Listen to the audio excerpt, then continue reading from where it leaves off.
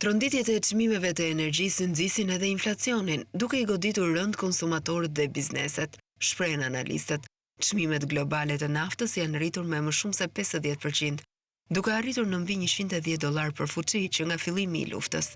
Ndikimet janë më të theksuara për naftën bruto të lindjes së mesme, një lëndë kryesore për ekonomitë aziatike, me çmimet që arrin rekorde afër $164 për fuçi. Kjo është përkthyer në çmime të larta për karburantët e transportit, duke ushtruar presion mbi konsumatorët dhe bizneset në të gjithë globin, dhe duke shkaktuar masa qeveritare për të ruajtur furnizimet. Tajlanda urdhëroi nënpunësit civil të kursejnë energji duke reduktuar udhëtimet, apo duke përdorur shkallët në vend të ashensorëve, ndërsa Bangladeshi mbylli universitetet.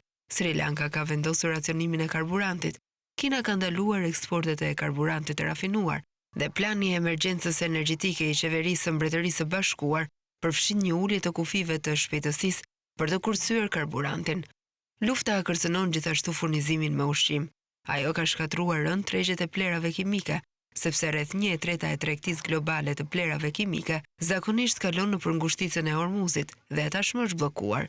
Çmimet për produktet me bazë azoti si urea, produkti më kritik i plerave kimike, janë rritur nga 30% në 40% që nga fillimi i konfliktit. Nëse konflikti zgjat edhe disa javë, furnizimet globale me ushqim do të ndërpriten ndjeshëm, është shprehur Massimo Torero, kryeekonomist në Organizatën e Ushqimit dhe Bujqësisë të OKB-s. Kjo do të ndikojë në mbjellje, do të ketë një furnizim të ulët të mallrave në botë, të drithrave bazë, të ushqimit për kafshët dhe për këtë arsye të produkteve të qumshit dhe mishit, theksoi mëtej Torero.